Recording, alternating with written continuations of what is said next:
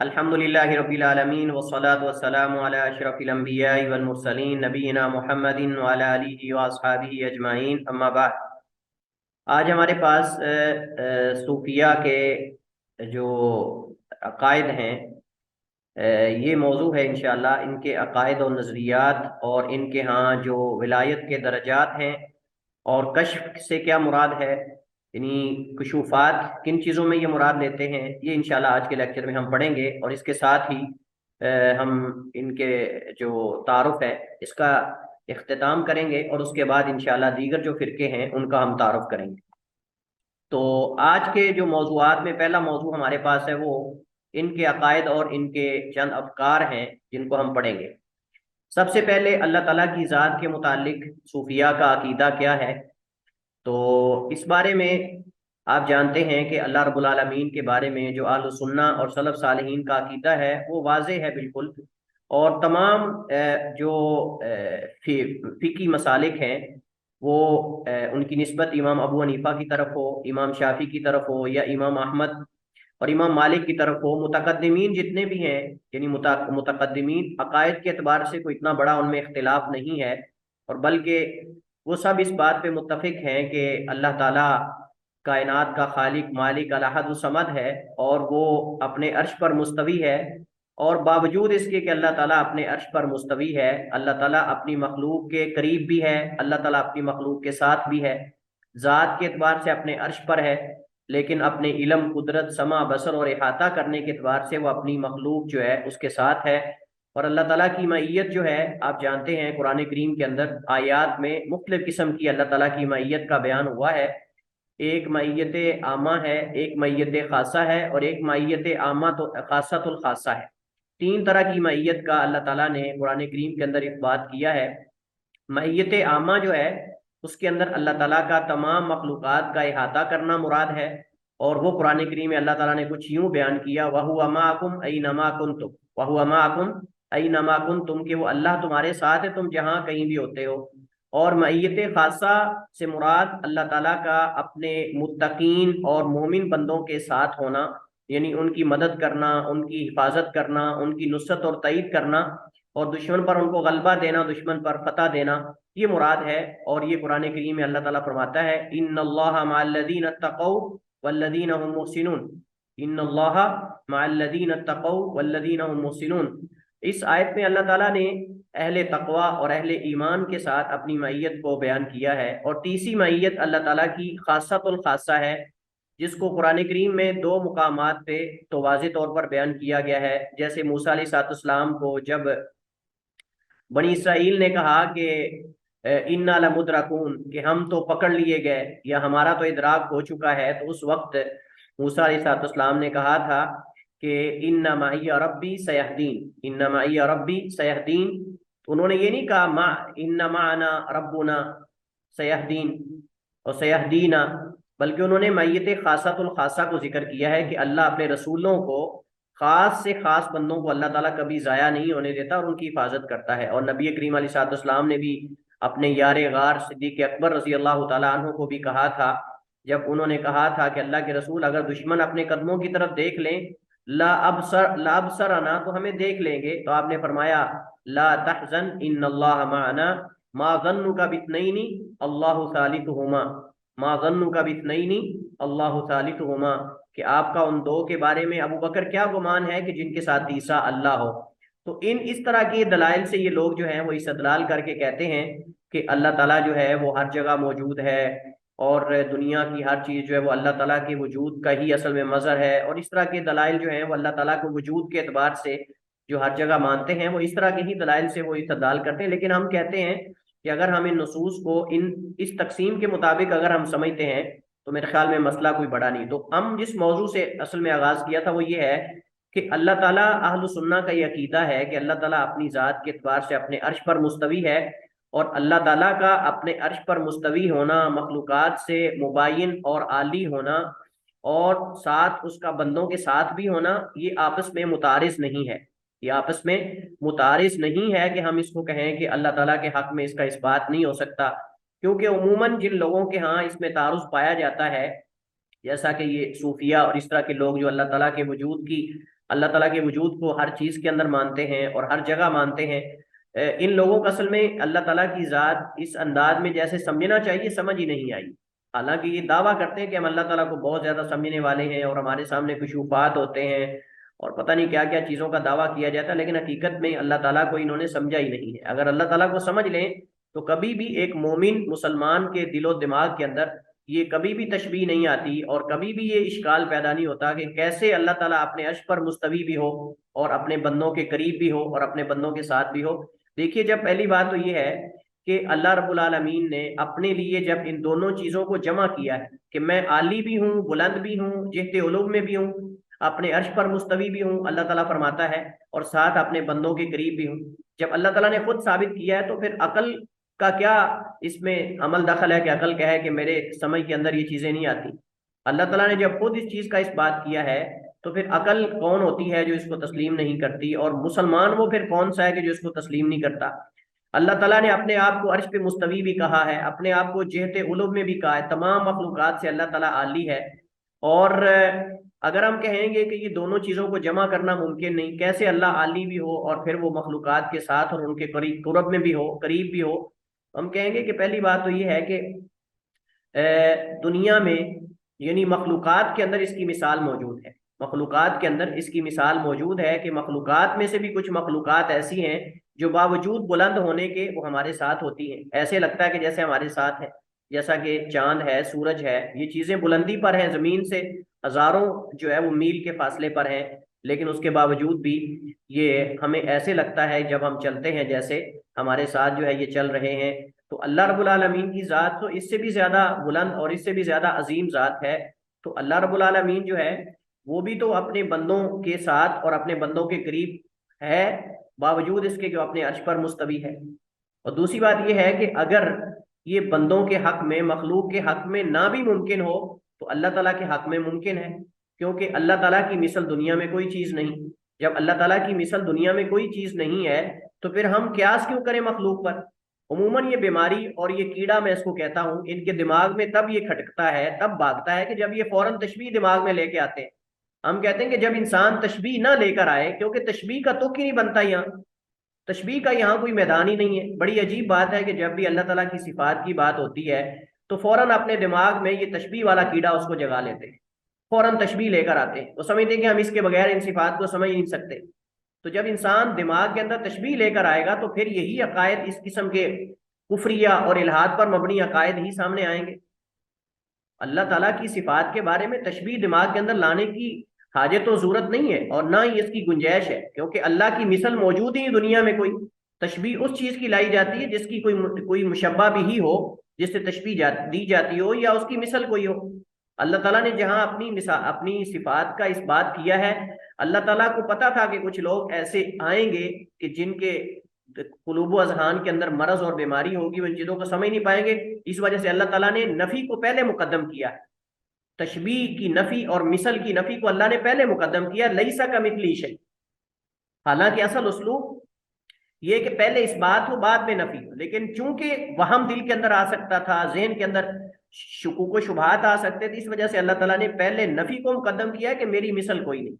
لیسا کمثلہ شیء، اللہ کی مثل کوئی نہیں، وہو السمیع البصیر، اور وہ سننے والا اور دیکھنے والا ہے۔ اس کے بعد اللہ تعالیٰ نے اپنی صفات کا اس بات کیا ہے، پہلے نفی کی ہے مثل کی کہ کوئی مثل نہیں، اور وہ سننے والا اور دیکھنے والا بھی، لہذا تم نے اس کی مثل تلاش نہیں کرنی، لہذا تم نے اس کی شبیہ تلاش نہیں کرنی کہ یہ اس کی شبیہ ہے، یہ اس کی مثل ہے، یا اس طرح وہ دیکھتا ہے، اس طرح وہ سنتا ہے، اس طرح وہ پکڑتا ہے، اس طرح وہ نزول فرماتا ہے۔ اللہ تعالیٰ کا نزول فرمانا بندوں کے نزول فرمانے کی طرح نہیں کہ جگہ خالی ہو جائے، کیونکہ عموماً جب یہ سوال ہوتا ہے، جب ہم یہ کہتے ہیں کہ اللہ تعالیٰ اگر اپنے عرش پر نہیں، اگر بلند نہیں تو اللہ نزول کیسے فرماتا ہے اگر اللہ ہر جگہ ہے؟ وہ کہتے ہیں کہ اچھا پر تم یہ بتاؤ کہ جب اللہ نزول فرماتا ہے تو پھر جگہ خالی ہوتی ہے کہ نہیں، پھر عرش خالی ہوتا ہے کہ نہیں ہوتا؟ ہم کہتے ہیں کہ یہ دماغ کے اندر تم چیزیں لے کر کیوں آتے ہو؟ یہ مخلوق پر قیاس تم کر رہے ہو کہ جب مخلوق ایک جگہ دوسری جگہ منتقل ہوتی ہے تو ایک جگہ مصروف ہو جاتی ہے اور دوسری جگہ جو ہے وہ خالی ہو جاتی ہے۔ تو یہ تو قیاس آرائیاں اور یہ چیزیں مخلوقات کے اندر ہیں، اللہ تعالیٰ کی ذات کے لیے یہ قیاس جائز نہیں ہے کہ تم اس انداز میں اللہ تعالیٰ کی صفات کو سمجھنے کی کوشش کرو۔ اگر کوشش کرو گے تو پھر یہی کفریہ اور الہاد پر مبنی عقائد جو ہیں وہ سامنے آئیں گے، جیسے کہ وحدت الوجود اور حلول اور یہ وحدت الشہود اور اس طرح کے جو عقائد جو ان کے اندر موجود ہے۔ لہٰذا اہل سنہ اور سلف صالحین کا جو اس بارے میں اللہ کی ذات کے بارے میں عقیدہ ہے وہ واضح ہے کہ اللہ مخلوق سے جدا ہے، عالی ہے، اپنے عرش پر مستوی ہونے کے باوجود مخلوق کے قریب ہے، اور اپنے علم، قدرت، سمع، بصر ہر اعتبار سے اپنی مخلوق کا مکمل احاطہ کرنے والا ہے، اور اس کے عرش پر مستوی ہونے اور سب سے بلند ہونے اور مخلوق کے قریب ہونے میں کوئی تعارض نہیں، کسی قسم کا کوئی تعارض نہیں ہے، کیونکہ جیسے میں نے کہا پہلی بات تو یہ ہے کہ مخلوق کے اللہ تعالیٰ نے خود اپنے حق میں اس کا اثبات کیا ہے۔ یہ ذرا یہ تینوں چیزیں اپنے ذہن میں بٹھا لیں اس مسئلے کو سمجھنے کے لیے اور اس کے رد کے لیے۔ پہلی بات تو یہ ہے کہ اللہ تعالیٰ نے خود اپنے حق میں اپنا بلند ہونا اور اپنے بندوں کے ساتھ ہونا اور اپنے بندوں کے قریب ہونا، ان دونوں چیزوں کو جمع کیا ہے، یعنی العلو کو اور القرب، قرب، معیت اور علو کو اللہ نے خود اپنے حق میں جمع کیا ہے کہ اللہ عالی بھی ہے اور بندوں کے ساتھ بھی ہے اور قریب بھی ہے۔ لہذا جب اللہ نے خود اس کا اس بات کیا ہے تو ہم کون ہوتے ہیں نفی کرنے والے؟ نمبر ایک۔ نمبر دو، ہمیں مخلوقات کے اندر ایسی مثالیں ملتی ہیں کہ کئی مخلوقات ایسی ہیں کہ جو بلند ہونے کے باوجود وہ ہمارے قریب ہوتی ہیں، بلند ہونے کے باوجود وہ ہمیں لگتا ہے کہ ہمارے قریب ہیں، جیسے سورج اور چاند وغیرہ ہیں، رات کو ہم چلتے ہیں تو اتنی بلندی پر چاند ہوتا ہے لیکن وہ ہمارے قریب لگ رہا ہوتا ہے اور ہمیں ایسے لگ رہا ہے جیسے ہمارے ساتھ ساتھ جو ہے وہ چل رہا ہے۔ نمبر تین، اگر مخلوقات میں اس کی مثال نہ بھی ملتی ہو تو اللہ تعالیٰ کے حق میں یہ، یعنی اگر مخلوق کے حق میں یہ محال ہو، امپاسبل ہو، تو اللہ کے حق میں کوئی بھی چیز پاسبل نہیں ہے، جو ہے وہ امپاسبل نہیں ہے، پاسبل ہے، ساری چیزیں ممکن ہے۔ یعنی مخلوق کے حق میں اگر کوئی چیز ناممکن بھی ہے، اگر آپ کہیں کہ مخلوق میں تو کوئی ایسی مثال نہیں، تو اللہ کے حق میں تو ایسا ممکن ہے۔ مخلوق کے حق میں اگر ناممکن بھی ہو تو اللہ کے حق میں کوئی بھی ناممکن جو ہے وہ ناممکن نہیں، بلکہ ہر چیز اللہ کے حق میں ممکن ہے اور ثابت ہے۔ لہذا یہ تین چیزیں بنیاد ہیں اور عقل بھی اس بات کو تسلیم کرتی ہے، شریعت بھی اس بات کو ثابت کرتی ہے۔ تو کون انسان ہے جو اللہ تعالیٰ کے باوجود اس کے جہت علو میں ہونے کے، عالی ہونے کے، عرش پہ مستوی ہونے کے، وہ انکار کرے کہ اللہ تعالیٰ اس کے بغیر تو قریب ہو سکتا ہی نہیں، اللہ تعالیٰ اس کے بغیر تو معیت اس کی ثابت ہی نہیں ہو سکتی۔ وَهُوَ مَعَكُمْ أَيْنَمَا كُنتُمْ کا مطلب اللہ ہر جگہ موجود ہے اپنی ذات کے اعتبار سے۔ اللہ نور السماوات والارض، اس طرح کے دلائل سے استدلال کر کے یہ جو ہے وہ اپنے ان عقائد کو ثابت کرنے کی کوشش کرتے ہیں۔ اچھا، اب ہم چلتے ہیں کہ صوفیاء کے ہاں کون سے الہ کا وجود ہے اور وہ الہ کو کیا مانتے ہیں۔ اگر ہم ان کے عقائد کا بغور مطالعہ کریں تو اس سے معلوم ہوتا ہے کہ وہ ایک ایسے معبود کے وجود کا اعتقاد رکھتے ہیں جس کی کوئی حقیقت نہیں۔ ان کے نزدیک وہ معبود ایک عابد صوفی جو کہ نعوذ باللہ اللہ تعالیٰ کی نیابت کے مرتبے پر پہنچ چکا ہو۔ یہ ہم بات کر رہے ہیں کہ ان کے ہاں جو ایک صوفی، کوئی بھی صوفی، ان کے ہاں وہ اللہ تعالیٰ کی نیابت کے مرتبے پر پہنچ چکا ہوتا ہے تو اس کی صورت میں اللہ تعالیٰ ظاہر ہوتا ہے، نعوذ باللہ، اللہ تعالیٰ اس کی صورت میں بھی ظاہر ہوتا ہے، اور وہ پھر اللہ تعالیٰ کی نیابت میں وہ صوفی جو ہے،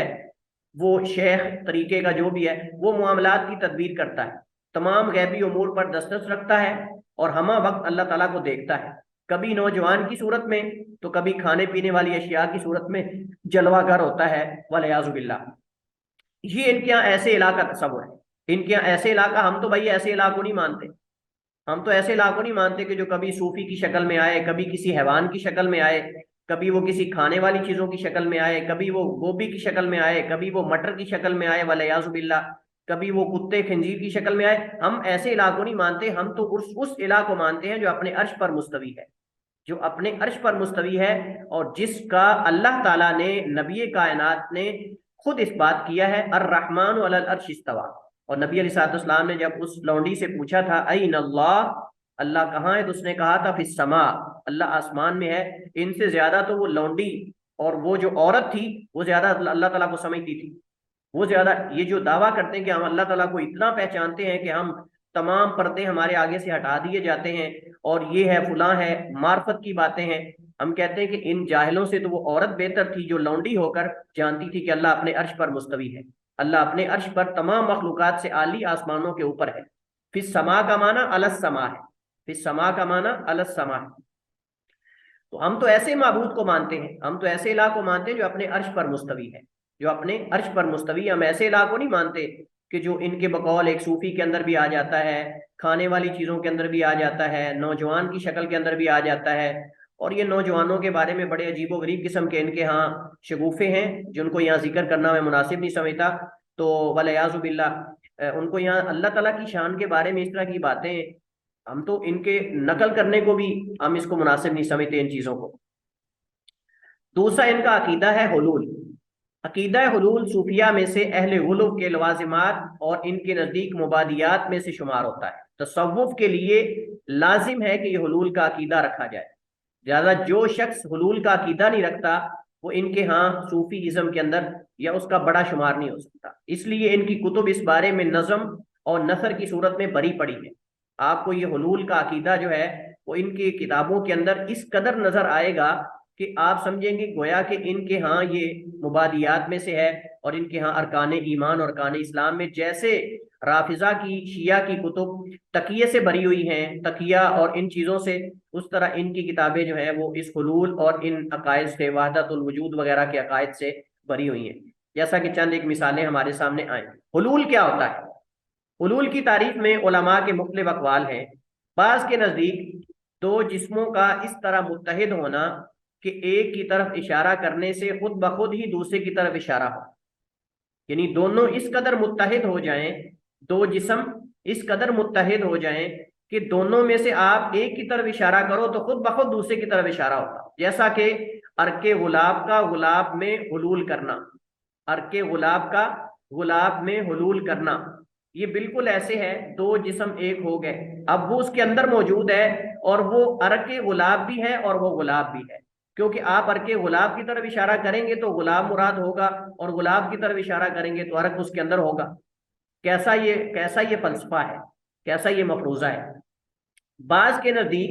کسی ایک چیز کا کسی دوسری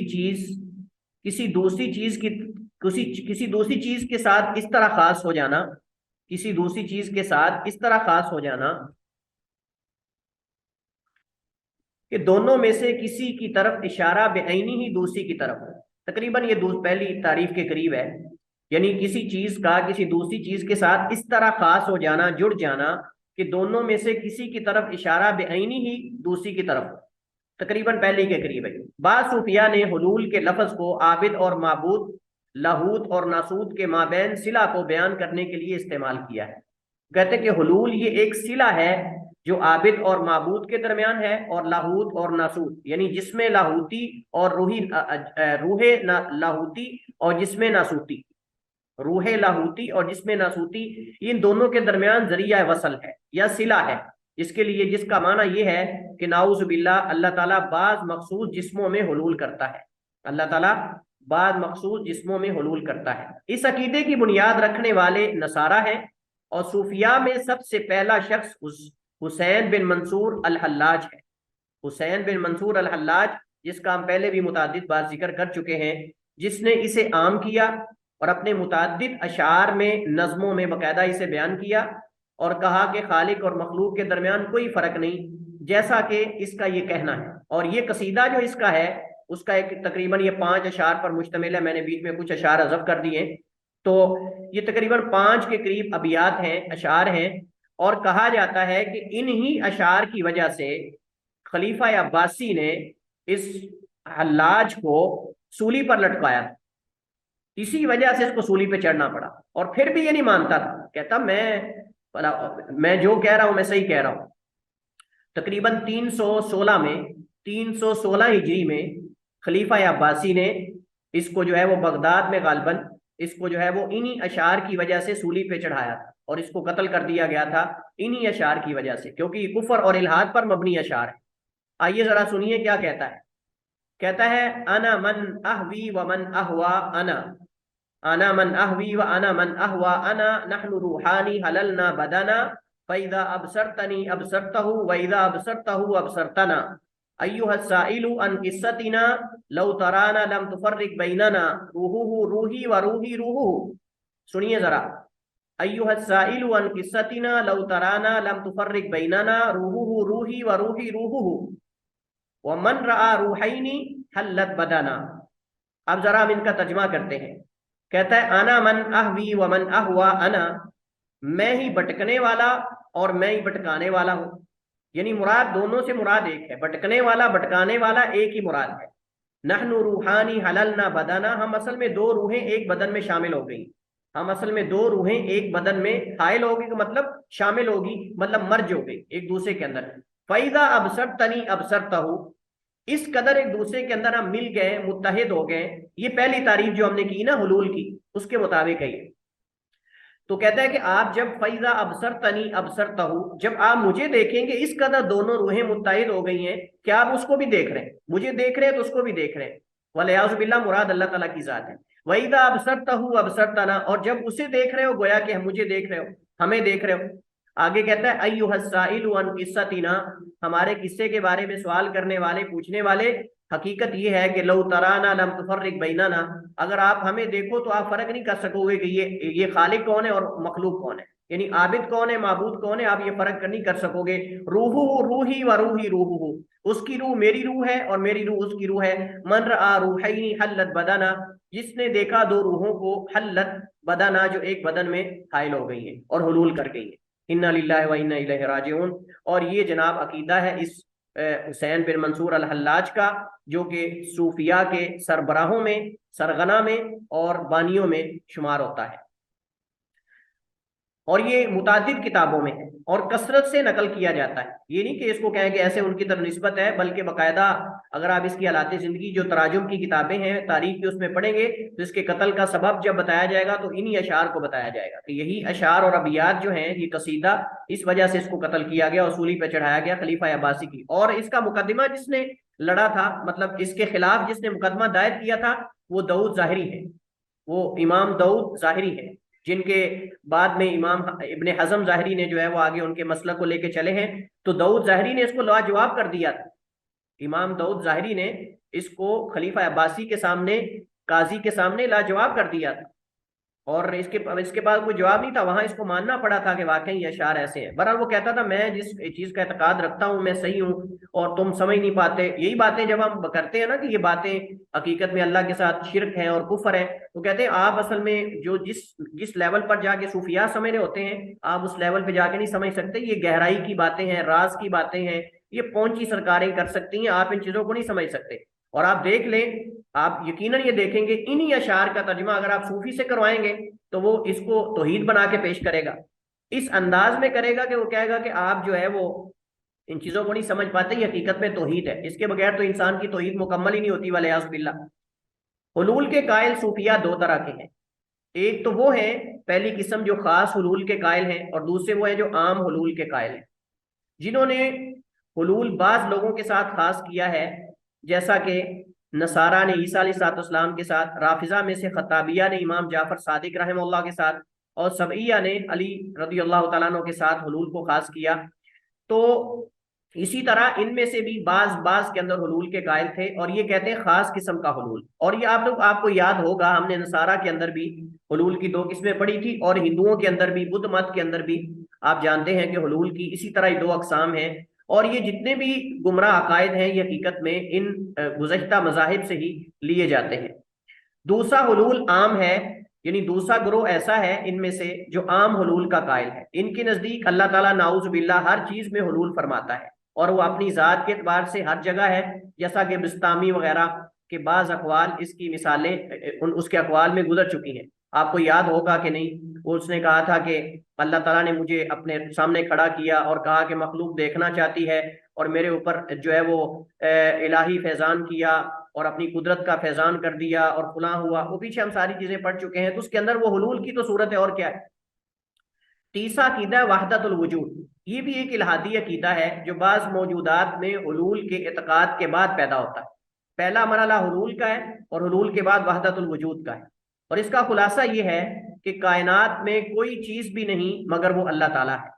کائنات میں نہیں ہے کوئی بھی چیز کائنات کی مگر وہ اللہ ہے. خالق اور مخلوق میں کوئی فرق نہیں. کائنات کا وجود در حقیقت اللہ تعالیٰ کی ہی ذات کا عین ہے. اللہ تعالیٰ کی ہی ذات کا عین یعنی اس کی ذات ہے. عین کا معنی یعنی اس کی ذات ہی ہے، حقیقت میں وہ کوئی دوسری چیز نہیں ہے. یہ عقیدہ ہندو مت، بدھ مت اور مجوس سے ماخوذ ہے، ان لوگوں سے یہ ماخوذ ہے. اور یہی وہ بنیاد ہے جس پر محی الدین ابن عربی کا مذہب قائم. محی الدین ابن عربی، اس کا مذہب اسی پر قائم ہے، جس نے کہا سبحان من خلق الاشیاء وهو عینھا، سبحان من خلق الاشیاء وهو عینھا، پاک ہے وہ ذات جس نے چیزوں کی تخلیق کی، وہو عینھا، اور وہ خود ان چیزوں کا عین اور ان کی ذات ہے، یعنی جس نے چیزوں کی تخلیق کی اور وہ خود ان چیزوں کی عین اور ان کا ذات ہے، یعنی اس کا ہی عکس ہے۔ اور باطل عقیدہ پر موضوع اور ضعیف احادیث کا سہارا لیا ہے، جیسا کہ اس حدیث سے استدلال کرتے ہیں، من عرف نفسہ فقط عرف اللہ،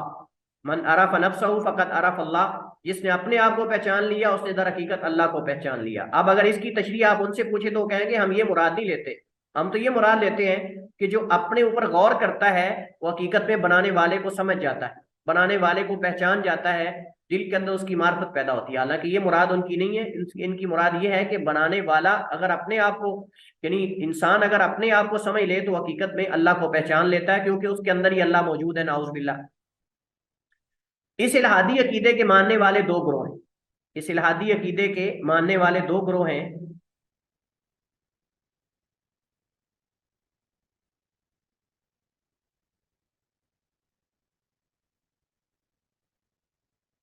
پہلا گروہ جن کا کہنا یہ ہے کہ اللہ سبحانہ و تعالیٰ روح ہے اور یہ کائنات اس روح کا جسم ہے، والعیاذ باللہ، یہ پہلا گروہ ہے جن کا کہنا ہے کہ اللہ سبحانہ و تعالیٰ روح ہے اور یہ کائنات اس روح کا جسم ہے۔ بس جب انسان بلند ہوتا ہے اور اپنے باطن کو پاک کر لیتا ہے تو وہ روح کے ساتھ جڑ جاتا ہے، تو وہ اس روح کے ساتھ جو آسمانی ہے اس کے ساتھ جڑ جاتا ہے، اور اس کو وہ تعبیر کرتے ہیں جو گزشتہ ہی اصطلاحات چل رہی ہیں، اور وہ لاہوتی اور ناسوتی سے تعبیر کرتے ہیں، وہ لاہوتی اور ناسوتی سے اس کو تعبیر کرتے ہیں۔ دوسرا گروہ جن کا یہ کہنا ہے کہ دنیا کی تمام موجودات کے وجود کی کوئی حقیقت نہیں سوائے اللہ کے وجود کے، سوائے اللہ کے وجود کے، گویا کہ ان کے نزدیک والعیاذ باللہ دنیا کی ہر چیز اللہ ہے، دنیا کی ہر چیز جو ہے وہ اللہ ہے۔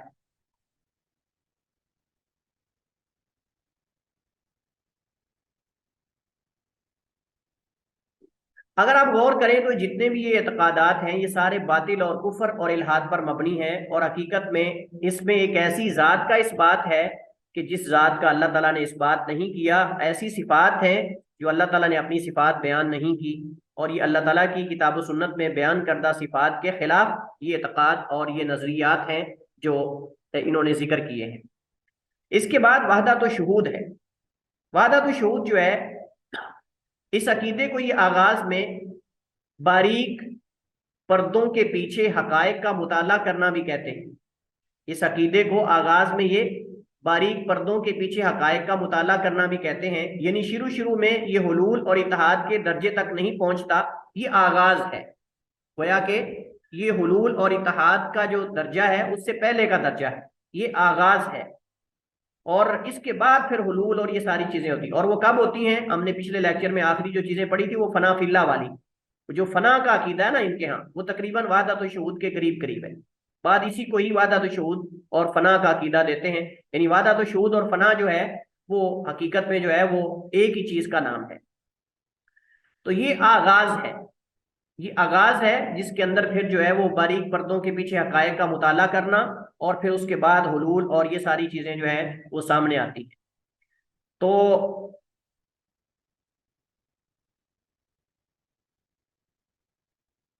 ان کے ہاں حلول اور اتحاد تک پہنچنے کے لیے کئی درجات ہیں، وہ درجات طے کر کے اس درجے تک جو ہے وہ پہنچنا پڑتا ہے، پھر اللہ تعالیٰ نعوذ باللہ اس کے اندر حلول کرتا ہے، اور پھر وہ اس کے سامنے یہ ساری چیزیں ہوتی ہیں۔ اس وجہ سے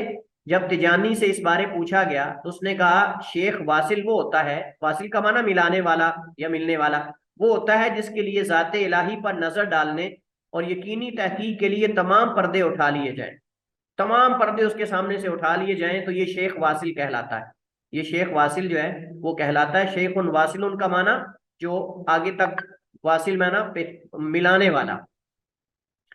وحدت الشہود اور وحدت الوجود میں فرق کیا ہے؟ بعض علماء کا کہنا ہے کہ دونوں کے درمیان کافی فرق ہے، کیونکہ وحدت الوجود حلول اور اتحاد ہے، جبکہ وحدت الشہود شدت سے اللہ تعالیٰ کا مراقبہ کرنا مراد ہے۔ اور صحیح بات یہ ہے کہ یہ اس کو مراقبے کا نام دیتے ہیں۔ مراقبہ کا معنی یعنی اپنے تمام معاملات میں اللہ تعالیٰ کے خوف کو سامنے رکھنا، اللہ تعالیٰ کی ہیبت اور اس کے ڈر کو سامنے رکھنا، یہ اس کو مراقبہ کا نام دیتے ہیں۔ جبکہ صحیح بات یہ کہ دونوں میں تفریق کی کوئی اساس اور بنیاد نہیں ہے، یہ محض صوفیہ کی ایجاد ہے، اور یہ آغاز ہے، اس کی انتہا عقیدہ حلول ہے، یہ آغاز ہے اور اس کی انتہا جو ہے وہ عقیدہ حلول اور اتحاد اور یہ سارے عقائد ہیں جو ہم نے پڑھے ہیں۔ پانچواں جو ان کے عقائد میں شامل ہے، رسول اللہ صلی اللہ علیہ وسلم کی ذات کے بارے میں صوفیہ کا کیا عقیدہ ہے۔ یہ اتنا وسیع میدان ہے کہ ہم اس موضوع کو مکمل نہیں کر سکتے۔ آج ہم کتنے دن بھی اس پہ لگا دیں یہ موضوع مکمل ہونے والا نہیں ہے، اور چند ایک چیزیں دو تین اس کے اندر ذکر کرنا مقصود ہیں، وگرنہ آپ جانتے ہیں نبی کریم علیہ الصلوۃ والسلام کی شان کے بارے میں صوفیہ نے جس حد تک غلو کیا ہے، آپ سب سنتے رہتے ہیں، پڑھتے رہتے ہیں، اور وہ یہاں ساری چیزیں تفصیل سے ذکر کرنے کی ضرورت اور حاجت بھی نہیں ہے، کیونکہ ہم بچپن سے وہ ساری چیزیں سنتے آئے ہیں ان لوگوں سے کہ نبی کریم علیہ الصلوۃ والسلام کی شان کے بارے میں لوگوں نے اذکار ایسے ایسے بنائے، ورد اور درود ایسے ایسے بنا لیے کہ جن درودوں کے اندر سوموار کا درود، منگل کا درود، جمعرات کا درود، جمعے کا درود، شام کا، دن کا، صبح کا، دوپہر کا درود، اللہم صلی علی محمد وعلی آل محمد کاشف القربات، نور من نور اللہ، اور پتہ نہیں آگے کیا کیا القابات دیے جاتے ہیں۔ تو یہ ساری چیزیں جو ہے وہ ان کے نبی علیہ الصلوۃ والسلام کی ذات کے بارے میں غلو کی دلیل ہے۔ رسول اللہ صلی اللہ علیہ وسلم کی ذات کے بارے میں ان کے ایسے ایسے عقائد ہیں کہ جو حقیقت میں نبی علیہ الصلوۃ والسلام بشر اور رسول وہ رہ ہی نہیں جاتے، وہ گویا کہ بشر کے لبادے سے کسی اور ہی لبادے میں چلے جاتے ہیں ان کے اعتقاد اور نظریات کے مطابق۔ تو خلاصہ اس کا یہ ہے کہ ان کا اعتقاد ہے کہ محمد کریم صلی اللہ علیہ وسلم ذات اور وصف کے اعتبار سے اللہ تعالیٰ کی ذات ہے،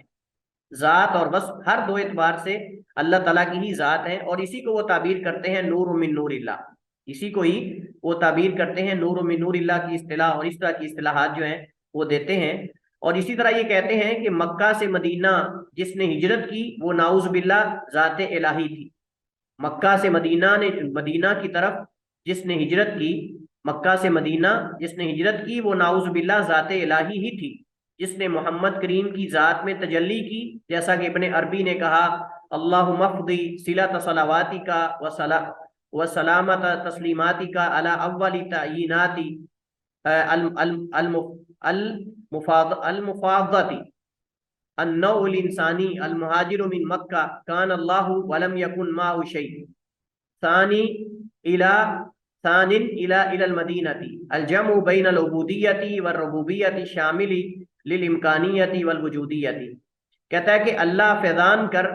اپنی رحمتوں اور اپنی برکات کے صلے کا، تسلیماتی کا، اپنی مراد تقریباً ساری چیزوں سے وہی رحمتیں اور برکات ہیں، علی اول تعینات المفاضتی، اپنی جو معین کردہ اشیاء ان میں سب سے پہلی پر النوع الانسانی، جو کہ نوع کے اعتبار سے انسان ہے، لیکن المہاجر من مکہ، مکہ سے ہجرت کرنے والے، کان اللہ، اصل میں وہ اللہ تھا، ولم یکن معہ شیء، اس کے ساتھ کوئی دوسرا نہیں تھا، ثانی الی المدینہ، دوسرا مدینہ کی طرف، الجمع بین العبودیۃ والربوبیہ، جس نے عبودیت اور ربوبیت کو جمع کیا، الشامل الامکانیۃ والوجودیہ، جو امکانیت اور وجودیت جو ہے دونوں کو شامل ہے۔ اب یہ ایک ایسا عقیدہ ہے جو فلسفیانہ عبارتیں ہیں، فلسفے پر مبنی ہے۔ اب ان عبارتوں کا اللہ کے حق میں استعمال کرنا، آدمی جو چاہے ان کا ترجمہ کر لے، جو چاہے ان کا معنی کر لے۔ اگر آپ اس سے پوچھو گے، جب اپنے بندوں کو بتائے گا تو اسی طرح بتائے گا، لیکن جب آپ اس سے دوسرا مخالف پوچھے گا کہ یہ تو اللہ تعالیٰ کی ذات کے بارے میں یہ غلط عقیدہ ہے اور یہ تو کفریہ اعتقادات میں سے ہے، نبی علیہ السلام کی شان کے بارے میں، اس وقت وہ آپ کے نظریے کے مطابق اس کا معنی کر دیں گے، کیونکہ ان کے نزدیک نصوص کا ظاہر اور باطن ہے، کیونکہ ان کے نزدیک جیسے باطنیوں کے ہاں نصوص کا ظاہر اور باطن ہے، ایسے ان کے ہاں بھی نصوص کا ظاہر اور باطن ہے، جیسا کہ کشوفات کے اندر آگے جو ہے وہ چیزیں آئیں گی۔ اسی طرح آپ جانتے ہیں اور ہم بھی جانتے ہیں، سب جانتے ہیں کہ ان کی کتابوں کے اندر یہ بڑے بھرپور طریقے سے اور بکثرت یہ باتیں آپ کو ملیں گی کہ رسول کریم علیہ الصلوۃ والسلام حاضر ناظر ہیں، اور مجالس ذکر میں جسد بشمول روح، جسد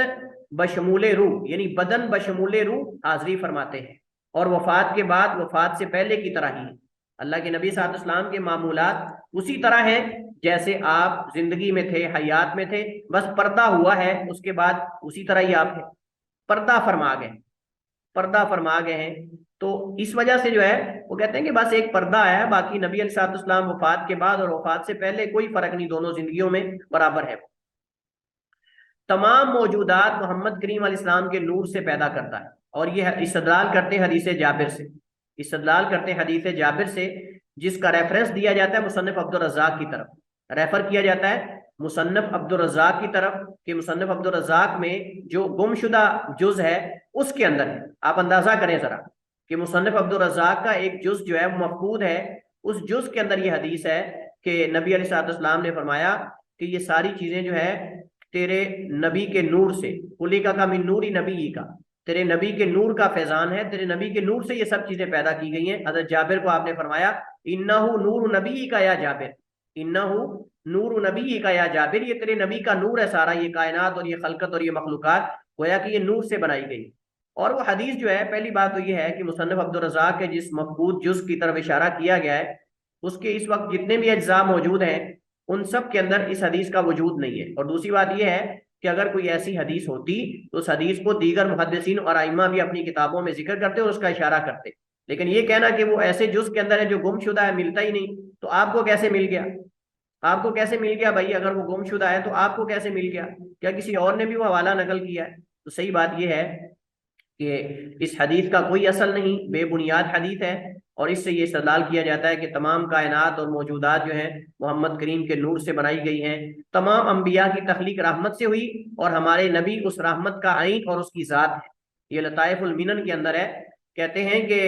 انبیاء کی تخلیق رحمت سے ہوئی اور ہمارے نبی اس رحمت کا عین ہے، یعنی وہ ذات ہے رحمت جس سے ان انبیاء کو پیدا کیا گیا ہے. اور اسی طرح کبھی کہتے ہیں کہ نبی کے لیے سب کچھ بنایا گیا ہے، اور اس حدیث سے استدلال کرتے ہیں جو من گڑت اور موضوع حدیث ہے، لولا کا لما خلقت الافلاک، لولا کا لما خلقت الافلاک، کہ اے نبی، اللہ فرماتا ہے حدیث قدسی ہے، اے نبی تو نہ ہوتا تو میں افلاک اور کائنات نہ بناتا. حالانکہ اللہ فرماتا ہے وما خلقت الجن والانس الا لیعبدون، ما خلقت الجن والانس الا لیعبدون، جبکہ یہ کہتے ہیں کہ اللہ تعالیٰ فرماتا ہے لولا کا لما خلقت الافلاک، کہ اے محمد اگر تم نہ ہوتے تو میں افلاک اور یہ فلک اور یہ کائنات کچھ بھی نہ بناتا.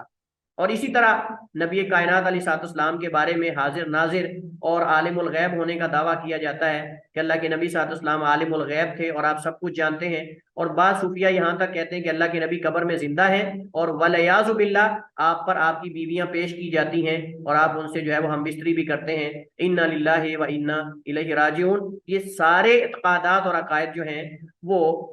ان کی کتابوں کے اندر موجود ہیں اور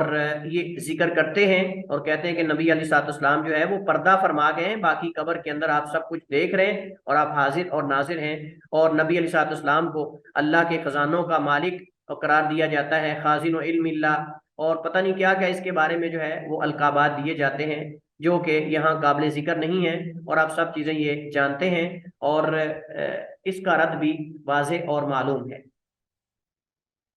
اس کے بعد چھٹا عقیدہ ہے صوفیاء کے ہاں ولی. صوفیاء کے ہاں ولی کی مختلف تعریفات کی گئی ہیں. بعض نے کہا کہ اللہ سبحانہ و تعالیٰ کا اپنے بندے پر اپنے اسماء و صفات کا ظہور کرنا یہ اصل میں ولایت ہے. اللہ تعالیٰ کا اپنے بندے پر اپنے اسماء و صفات کا ظہور کرنا، اور اس وجہ سے یہ چلے کاٹتے ہیں اور خاص قسم کے اورات اور اذکار کرتے ہیں کہ اللہ تعالیٰ اپنے اسماء و صفات کا ظہور کرتا ہے اور کسی ولی کو اللہ تعالیٰ اسم اعظم دے دیتا ہے اور پھر وہ اسم اعظم کو استعمال کر کے ما وراء العالم اور پردوں کے پیچھے اور چاروں طبق بلکہ 14 کے 14 طبق جو ہیں وہ روشن ہو جاتے ہیں، 7 آسمان والے 7 زمین والے طبق سارے روشن ہو جاتے ہیں. تو یہ پہلا ان کا جو ولی کی تعریف کی جاتی ہے ان کے ہاں کہ اللہ سبحانہ و تعالیٰ کا اپنے بندے پر یہ ولایت ہے. اللہ سبحانہ و تعالیٰ کا اپنے بندے پر اپنے اسماء و صفات کا ظہور کرنا اور اس کے جو حقائق ہیں ان کو واضح کر دینا، اور اس کے بارے میں یہ دعویٰ پھر کرتے ہیں کہ ہمارے پاس اسم اعظم ہے، جس اسم اعظم کی بنیاد پر ولی جو ہے وہ بیداری کی حالت میں نبی سے ملاقات کر لیتا ہے، اللہ سے ملاقات کر لیتا ہے اور اللہ تعالیٰ اس کو الہام کرتا ہے. پتہ نہیں عجیب و غریب قسم کی چیزیں چھوڑی جاتی ہیں. دوسری جرجانی نے تعریف کی ہے، اور جرجانی کہتا ہے کہ ولی وہ ہوتا ہے جو حد الامکان اللہ تعالیٰ اور اس کی صفات کو پہچانتا ہو، اطاعت پر ہمیشگی کرنے والا اور گناہوں سے بچنے والا. اطاعت پر ہمیشگی کرنے والا اور گناہوں سے بچنے والا، یعنی اسے اللہ کی معرفت ہو اور اس معرفت کی بنیاد پر وہ اللہ کی اطاعت کرے اور گناہوں سے بچنے والا ہو. کسی حد تک جو ہے ہم کہتے ہیں کہ ٹھیک ہے کسی حد تک، لیکن یہ کہنا کہ وہ کسی حد الامکان، اب اس سے کیا مراد ہے، اور پھر اس کی صفات اور اللہ تعالیٰ کی صفات سے تم کیا مراد لیتے ہو؟ کیا وہی جو اسماء کا ظہور مراد لے رہے ہو یا کوئی اور لے رہے ہو؟ بہرحال ان کے ہاں جو بھی ولایت کی تعریف ہے جو اصل ولی ہے وہ اہل ایمان ہے۔ اللہ تعالیٰ نے قرآن کریم میں ولایت کی جو تعریف کی ہے وہ یہ ہے، الذین آمنوا وکانوا یتقون، الذین آمنوا وکانوا یتقون، کہ جو اہل ایمان اور اہل تقوی ہیں وہ اصل میں اللہ تعالیٰ کے ولی ہیں، اور اللہ تعالیٰ نے قرآن کریم میں ان کے لیے اپنی ولایت کو ثابت کیا ہے۔ اللہ ولی الذین آمنوا یخرجهم من الظلمات الی النور، اللہ جو ہے وہ اہل ایمان کا ولی ہے۔ ہر ولی جو ہے، ہر نیک آدمی اللہ اس کا ولی ہے، ہر نیک آدمی اہل ایمان میں سے اللہ اس کا ولی ہے، اور وہ اللہ کا ولی ہے، اور وہ اللہ کا ولی ہے۔ ولی کے سر پہ سینگ نہیں ہوتے، ولی کے سر پر جو ہے وہ سینگ نہیں ہوتے، بلکہ جس قدر انسان زیادہ متقی پرہیزگار ہوگا اور دین کو سمجھنے والا اور دین پر عمل کرنے والا ہوگا، اس قدر وہ زیادہ اللہ تعالیٰ کا ولی ہوگا۔ ہمارے ہاں تو لوگوں کا کنسیپٹ اور ذہنی بالکل اس کے برعکس ہے، وہ کہتے ہیں کہ جس قدر زیادہ چلے کاٹنے والا ہو، جس قدر والعیاذ باللہ زیادہ بے ہوش ہو، وہ اتنا بڑا ولی ہوتا ہے۔ لیکن اللہ کے ولی یہ نہیں ہوتے جو بے ہوشی میں ہوں اور ان کو دین کا پتہ ہی نہ ہو، نہ طہارت کا پتہ ہو، نہ دین کا پتہ ہو، اور ان کے بالوں کے، ان کے سر کے بال ایسے ہوں جیسے چڑیا اور جانور کا گھونسلہ ہو، آدھے بال ادھر جا رہے ہیں آدھے ادھر جا رہے ہیں، اور نہانا جو ہے وہ سال میں ایک دفعہ ہو، اور 500 میٹر دور جو ہے وہ گن آتی ہو، 500 میٹر دور جو ہے وہ گن آتی ہو بندے سے، تو یہ ولایت کا کون سا درجہ ہے؟ تو صوفیاء کے ہاں ولایت کے جو ہے وہ کچھ اقسام ہیں ولایت کی، اور کچھ درجات ہیں۔ پہلا درجہ یا پہلی قسم ہے ملامتیہ، یعنی یہ پہلا درجہ ہے، جو مخلوق کے سامنے اعمال اور اثرات ظاہر نہیں کرتے، بلکہ کمال ذوق اور مشاہدہ ربانی کی قوت کے سبب انہیں چھپاتے ہیں۔ یہ ان کے پاس ایک قوت ہے جس قوت کے سبب وہ اپنے اعمال کو ظاہر نہیں کرتے، باطن میں کرتے ہیں وہ عمل، اور ان کے اعمال صرف اللہ کے علاوہ کوئی اور مطلع نہیں ہو سکتا۔ اور یہ حقیقت میں نماز سے بچنے کا چور راستہ ہے، یہ نماز روزہ اور ان چیزوں سے بچنے کا چور راستہ ہے، کہ جب آپ اس سے پوچھیں تو کہے گا دل کی نماز ہے، جب آپ پوچھیں روزہ تو کہتے ہیں ولیوں کا روزہ یہ نہیں ہوتا جو تمہارا ہے، یہ ظاہری تمہارا روزہ ہے ظاہریوں کا، اصل میں ولی کا روزہ تو باطنی روزہ ہوتا ہے نا۔ اور یہ اصل میں کمال ذوق کی بات ہے، مشاہدہ ربانی کی بات ہے، مشاہدہ ربانی کی قوت سے یہ ساری باتیں ہوتی ہیں، اور ولی اپنے اسرار کسی پہ ظاہر نہیں کرتا۔ آپ گستاخ ہو، آپ یہ چیزیں نہیں سمجھ سکتے، یہی وہ باتیں کرتے ہیں جب آپ آگے سے ان کو یہ کہو کہ یہ ولی صاحب نماز کیوں نہیں پڑھ رہے، یہ اصل میں چور راستہ انہوں نے نکالا ہے نماز سے بچنے کے لیے۔ الغوث الاکبر، یہ تمام اولیاء اور اقطاب سے بڑا ہے، تمام اولیاء جو کتب ہیں ان سے بڑا ہے، یہ اسم اور صفت سے خالی ہونے کے اعتبار سے ذات حق ہے، اسم اور صفت سے خالی ہونے کے اعتبار سے ذات حق، یعنی حقیقت میں اللہ تعالیٰ کی ذات کا ہی مظہر ہے۔ الاوتاد الاربع، 4 اوتاد، یہ 4 علم کے محافظ ہیں، ان میں سے ہر ایک دنیا کے چاروں کونوں میں ایک کونے میں ہے، ایک کونے میں، دوسرا دوسرے میں، تیسرا تیسرے میں، چوتھا چوتھے میں، یہ دنیا کے کناروں کی حفاظت کر رہے ہیں، یہ دنیا کے کناروں کی حفاظت کر رہے ہیں، اور علم کے مطابق ان کا جو ہے وہ ان کی تدبیر کر رہے ہیں، معاملات کو دیکھ رہے ہیں، اور یہ ابدال سے کم رتبے پر ہے، یہ ابدال سے کم رتبے پر ہے۔ چوتھا ہے الاقطاب السبع، الاقطاب کتب کی جمع ہے، مراد 7 کتب، یہ دنیا کے 7 خطوں کے محافظ ہیں، دنیا کے 7 خطے جو ہیں ان کے محافظ ہیں، جتنے بھی خطے ہیں دنیا کے اس کے یہ محافظ ہیں، سمندر، دریا، اور بر اعظم ایشیا، بر اعظم فلاں، بر اعظم جتنے بھی ہیں وہ کہتے ہیں ان سب خطوں کے یہ محافظ ہیں۔ اور کتب ہر زمانے میں اللہ کی نظر کی جگہ ہے، اور کتب ہر زمانے میں اللہ کی نظر کی جگہ ہے، اس پر اللہ کی نظر پڑتی ہے، جہاں بھی ہوگا ایک دوسرے کے نائب بنتے رہتے ہیں کتب، اور اللہ کی نظر کی جگہ یہ کتب ہوتا ہے، اللہ کی نظر اس پہ ہوتی ہے، اور وہ اللہ تعالیٰ کی طرف سے معاملات کو دیکھتا ہے۔ اور یہ رسول اللہ صلی اللہ علیہ وسلم کی نبوت اور رسالت کا باطن ہے، یہ رسول اللہ صلی اللہ علیہ وسلم کی نبوت اور رسالت کا باطن ہے، والعیاذ باللہ۔ النجبا، النجبا جو ہیں ان کے نزدیک ان کی تعداد 40 کے قریب ہے، جو طریقہ پر چلنے والوں کے معاملات کو دیکھتے ہیں، ان کا کام جو ہے وہ طریقے پر جو چلنے والے صوفی ہیں ان کے معاملات کی دیکھ بھال کرنا ہے۔ چھٹی قسم ہے الافراد، الافراد جو ہیں یہ علیحدہ رہنے والے ہیں، ان کو اجانب بھی کہتے ہیں کہ یہ مشاہدہ ربانی کے لیے مخلوق سے جدا تنہائیوں میں رہتے ہیں، اللہ تعالیٰ کی ذات کا مشاہدہ کرنے کے لیے یہ مخلوق کے اندر گل مل کر نہیں رہتے، یہ علیحدہ رہتے ہیں، اور ہر زمانے میں اجنبی تصور کیے جاتے ہیں، ہر زمانے میں اجنبی تصور کیے جاتے ہیں یہ لوگ، اس وجہ سے ان کو افراد کہتے ہیں۔ اور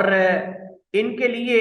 خاص قسم کا علوم الہی میں کشف ہوتا ہے، ان کے لیے خاص قسم کا علوم الہی میں سے کشف ہوتا ہے، جس کے ذریعے وہ جو ہے وہ ماوراء العالم چیزیں دیکھ لیتے ہیں۔ تو یہ حقیقت میں مشاہدہ ربانی کے لیے دیگر لوگوں سے علیحدہ رہتے ہیں، چلے وغیرہ کاٹتے ہیں دریاؤں میں، صحراؤں میں، یا پتہ نہیں کہاں رہتے ہیں، ان کی جگہ ان کو ہی پتہ ہے کہ کہاں ہوتی ہیں۔ تو یہ گویا کہ ان کے ہاں افراد ہیں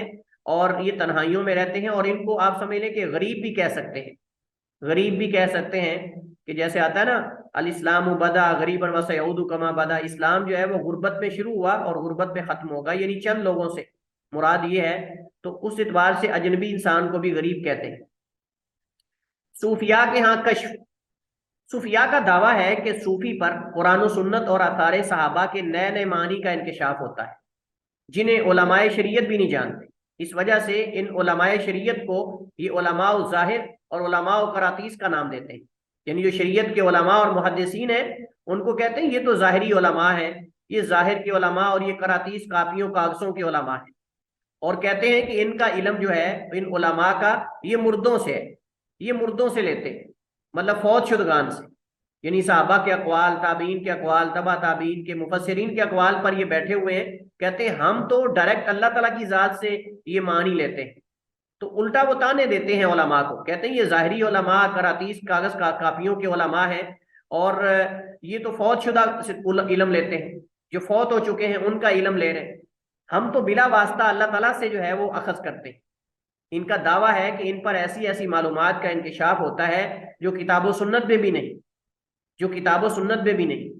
اور یہ معلومات جناب خضر علیہ السلام کی طرف سے لیتے ہیں، خضر علیہ السلام سے لیتے ہیں، اور ان کے بقول خضر علیہ السلام زندہ ہے، جناب خضر ان کے بقول زندہ ہیں ان کے عقیدے کے مطابق، اور ان کو موت نہیں آنے والی، کیوں؟ کیونکہ انہوں نے آب حیات سے پیا ہوا ہے، اور قیامت تک جو ہے بلکہ ان کو کبھی بھی موت نہیں آئے گی، اور وہ ہر مشکل میں جو بندہ خضر کو یاد کرتا ہے خضر اس کے پاس ہوتا ہے، خضر علیہ السلام اس کے پاس ہوتے ہیں جہاں کہیں بھی ان کو یاد، اور ان کے نزدیک جناب خضر علیہ السلام جو ہیں وہ نبی نہیں بلکہ ولی ہیں، اور ولی ان کے ہاں نبی سے افضل ہوتا ہے، ولی ان کے ہاں نبی سے افضل ہوتا ہے۔ اس وجہ سے جناب خضر علیہ السلام کو یہ نبی نہیں مانتے بلکہ ولی مانتے ہیں، اور کہتے ہیں کہ اس کی دلیل ہے کہ ولی نبی سے افضل ہوتا ہے کیونکہ موسیٰ چل کر خضر کے پاس جا رہے ہیں، موسیٰ چل کر خضر کے پاس جا رہے ہیں، نہ کہ خضر چل کے موسیٰ کے پاس آ رہے ہیں،